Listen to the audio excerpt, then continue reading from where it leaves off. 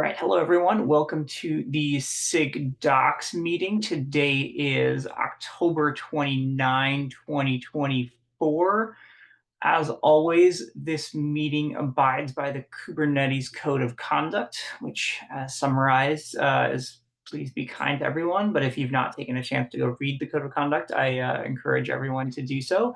We always take a moment at the beginning of the meeting to allow any new members to come off mute and introduce themselves if anyone would like to. So please go ahead. No obligation, but if you want to, you've got a chance to. Hi, I'm not a new member. I'm stopping by. We have a CNCF LFX internship program, and current intern, he's working on some testable documentation part, and he will be presenting in the end of the document. I added his doc to agenda, and I hope that we can have some discussion about it. My name is Sergey. Awesome. Thanks for joining. I've worked with some LFX interns in the past, and it's always a great experience. So happy to have someone here. Hi everyone. This is Mandeep. As Sergey mentioned, I'm presenting this document for pod lifecycle test documentation. Let me quickly share my screen. I think there is an agenda, and yeah. So Mandeep, Yep. We will come to that. Okay, sure. Let's go at the end. Anyone else new like to introduce themselves?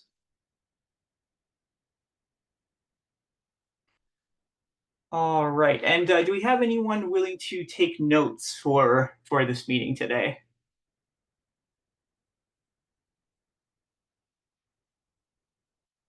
Yeah, I can present. Awesome, thank you so much. All right, so just go over updates and reminders. This week's PR wrangler is Divya, and it looks like she has one shadow joining her. I know Divya and the rest of the SIG leadership are all at GitHub Universe this week, so I think the PR reviews will potentially be a little delayed this week. If there is an urgent need for a PR review, you can ping me, Xander, on Slack. I can help out with that for an escalation. Otherwise, I believe Divya will be getting to reviews towards the end of the week. And then I'll be taking over as PR reviewer next week. And then following next week, we have KubeCon NA. So there is no assigned PR reviewer. Things will be delayed that week because I believe most of the SIG leadership will be attending that event and occupied with that. Feel free to take a look at the Wrangler shifts. That's linked there.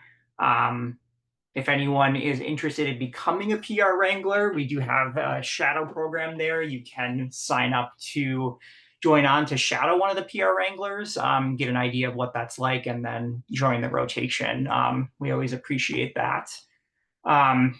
Current issue Wrangler is Abby. And then next week we have Divya taking over for that.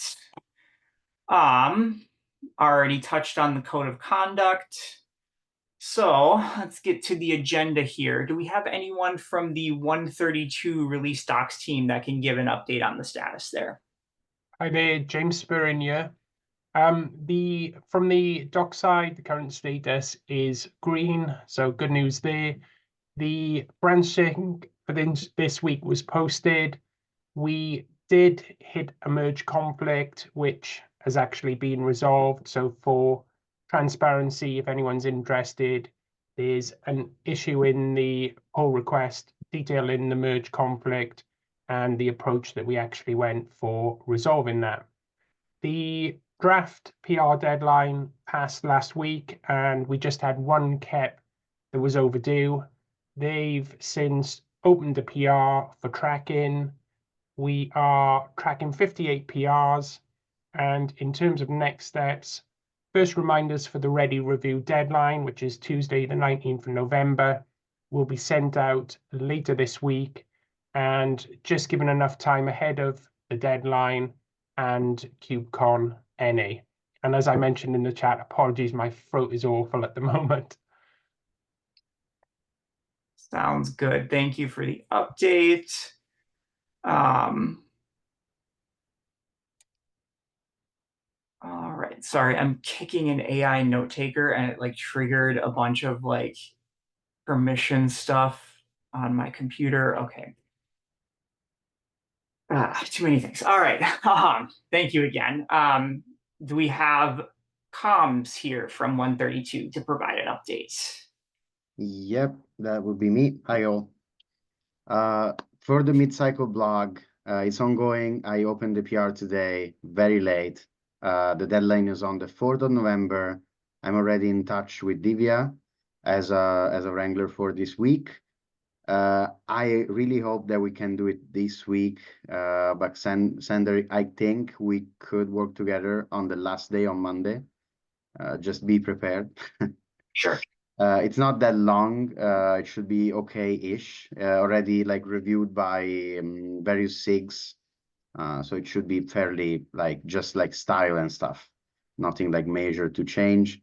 And then feature blogs, we send the reminders for opt-ins and stuff. Soft deadline is the 30th of October, so tomorrow. We have 13 placeholder created, of which 4 only are tracked for code freeze. So we could lose a bit of blogs depending on the result of code freeze, which should be today, or it was yesterday actually. And then we have a lot of opt-outs, of which 36 are no answers and 39 in total. Release highlights, no big action from the SIGs. We expect that. The deadline is after KubeCon anyway. It would be great, since I'm at KubeCon, if we can get them before. Because I won't be able to follow up that much, but I already plan to assign one of my shadows to follow up more thoroughly with the SIGs for release highlights that week.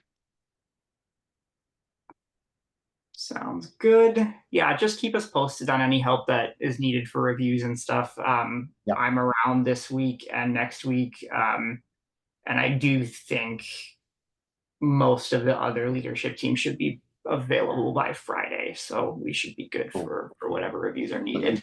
If you have time and you want to take a look at the mid-cycle blog, please do that. I think an extra review is just an addition, and it's fine. Sounds good. All right, let's move on to issues and PRs. This first one here, suppose I can actually share.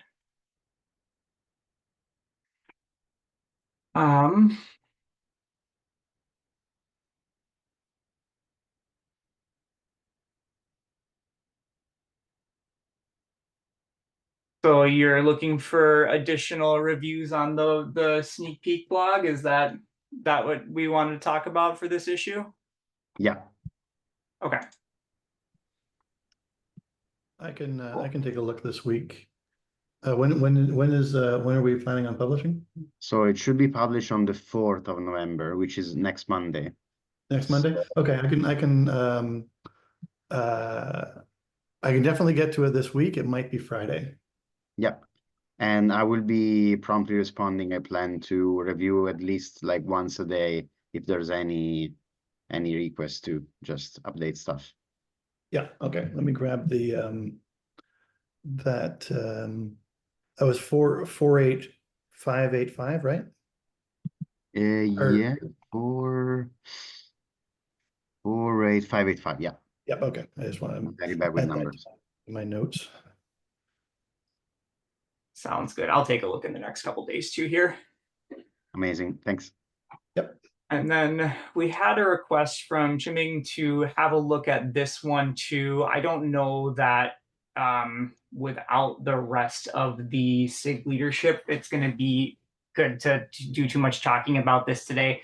I am open to, hearing thoughts on this, but I believe Tim had some thoughts too, and I'm not sure if he's on the call, but it was around changing naming conventions for, I thought it was like FeatureGate files.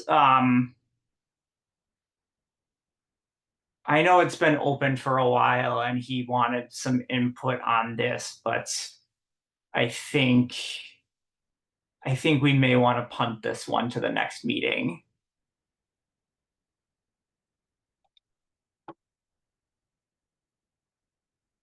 Yeah, I'm comfortable kicking this one to the next meeting when folks are back from GitHub Universe. All right, so moving on to further discussion topics. Mandeep, did you want to go ahead and share with us what you plan to? I can end my share and you can go ahead. Yes, I'll quickly go over this. Can you see my screen? Yep. Okay. So this is the project I'm working for. So currently the pod lifecycle events documentation and the test cases, they are not very much accessible, or I would say to the end users. Let's say we have many edge cases like pre-stop hook, post-stop hook, along with that, which are not very much clear to the end users. Like we do have some limited documentation. So I'm aiming to restructure the test cases for this term. And so the pointers are, I have restructured the test cases with a test doc package, and I have generated the log outputs from those. Lastly, I have generated a Python script which is going to auto generate basically the documentation from the test log outputs.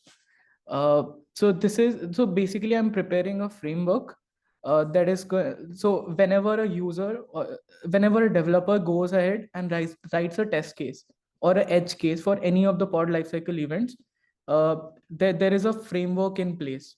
Like I'll go ahead with this. So this is the test structure. Under E2E nodes, we have all of these different areas as well as the Go files where all the tests will reside. Next up is the log standardization. So I am using a test doc package framework, which annotates our test cases and prepares the log outputs in that fashion. I'll go ahead and show you this. You can see that this is a log output here with this test doc name. This is the name of the test case. Test steps. These are the steps. Basically, whenever a person goes ahead and writes a test cases, he has to write it in this fashion so that the log outputs are generated like this. You can see that this is a pod spec marker. I have added all of these markers for logs, steps, pod spec. I've annotated my test basically, and I'm showing a demo for pre-stop hook right now. So I have written a Python automation script and send across the PR as well. In the documentation file, I will just show you this. So you can see this. Pre-stop before insertion will somehow look like this. That some of the parts will be written, human written, and some of the parts will be auto-generated. You can see pre-stop hook test starts here. So whenever the person writes the test cases, the CI pipeline will run, and this area will be auto-populated with the output. So the final after the insertion from the Python script, uh, the documentation would look like this. The basic pre-stop behavior will be populated from your markers based on the script. Like I had different step markers which are populated for this documentation steps. I had the pod spec which is populated like this, and lastly I have the logs which are populated in the documentation. So this is a framework I have designed with a test doc package. All the test files. So there's a CI pipeline which takes it from the build log, where I think E2E node runs that job. This is the logs. I have added this. This is the helper function, SDoc package I was talking about. This is the one I have designed. And this is the Python script, which basically goes ahead and automates this process. currently, the person has to do it manually, or later it will be used in the CI pipeline to automate this process. And this is the test case. So I have quickly gone over the framework. So I've explained everything, how the test cases run, how the lock outputs are generated, how the pre-insertion markdown looks like, and how will the post-insertion, or let's say the final documentation for pre-stop will look like after you run that Python script. So this is the pre-insertion. Post-insertion I've already shown you there as well. And these are the links to my test cases and the documentation, which I've already shared before. And these are the future instructions for this framework. So one has to go and write the test, generate those logs, and run that Python script, which is currently done manually. After that, it will be automated. That is the progress as well as the presentation for this.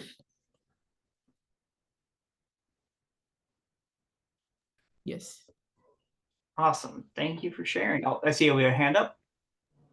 So Yeah, I just wanted to give a little bit of light to that. So the problem that we see in SIG node is some behaviors that we have, like pre-stop hook, for example, here, we can easily explain pre-stop hook is something that will execute just before container will be exited.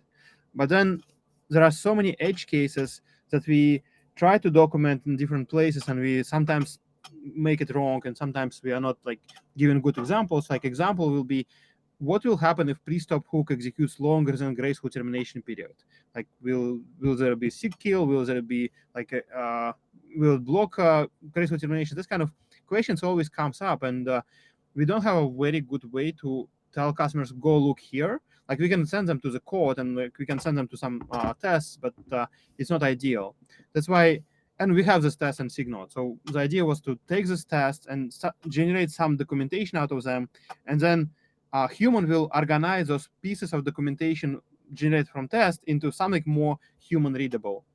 Mandeep, if you switch to GitHub, I think one mistake you made here is in a final form, we'll keep the comments where we'll need to insert code. So instead of like, yeah, this comments will stay. So whenever test is changed, we can regenerate the pieces of documentation that is generated from test.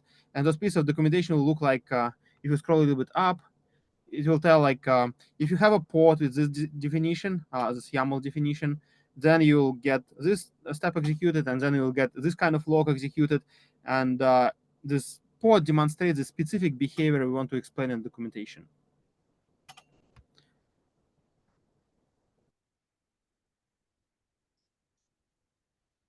Okay, thank you. With that, I think looks like Drew is up next on the agenda. Yeah, so I just wanted to follow up. The last time I came to the community meeting, I shared that I'll be running the doc sprint at KubeCon NA this year. So I know that's fast approaching. I think like the next time we have a community meeting, or maybe even before that, we'll be doing KubeCon. So now I think would be a good time to review some of the issues that I'm interested in theming the doc sprint around. So I posted that in the agenda. I don't know if Xander, if you want me to share my screen and we can look through those together. Yeah, go ahead. Okay.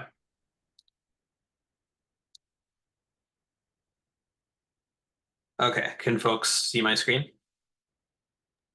Yep. Okay, so this was, so I took some suggestions from others. This was one that Tim brought up in the last meeting, which is documenting how to set up TLS for a workload. I think, you know, Tim made the point that most folks in their IT career have wrestled with TLS. So like in that way, this is sort of a technical document that could be a good entry level for a lot of people. And it's also, somewhat surprising that we don't have a little bit more documentation coverage on this. So that was the first idea I had. The other one, shout out to Abby for suggesting this. I thought this seemed like a fun one to theme around, which is to add links, like go through our documentation. I think sort of more of a broad stroke here of going across documentation and adding links to our cloud native glossary to make our documentation more newbie friendly. So I liked these two issues because this one's sort of more broad strokes, and I think would be like very friendly to I guess like helping the experience and also like entry level, whereas the other one's like more deep, but I still think it might be accessible for folks. So I just wanted to get folks' feedbacks, see what you think about it, or maybe I should go look and see if there's some other issues that would be a good fit. I think from my perspective, they're good issues to work on during that day. Like the TLS one in particular, like Tim said, can go as deep as one wants it to, and like that in itself could be that's a whole day right there. And so I think and providing two options I think is good. So I think and I say this having not attended one of the doc sprints before, so take that with a grain of salt, but to me it looks like a couple good topics for exploration. Any thoughts on doing two issues? Does anybody feel like I'd be in over my head doing that?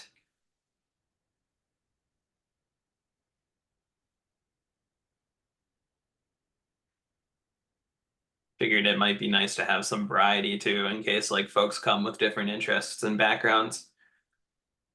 Yeah, I think that's a good approach personally. Okay. All right, well, if anybody is watching this on the recording, particularly folks that are friends that are at GitHub Universe, please reach out. Let me know if you have any feedback or thoughts or suggestions. Yeah, I appreciate it. Awesome. Well, that concludes our agenda for today. Going to end the recording.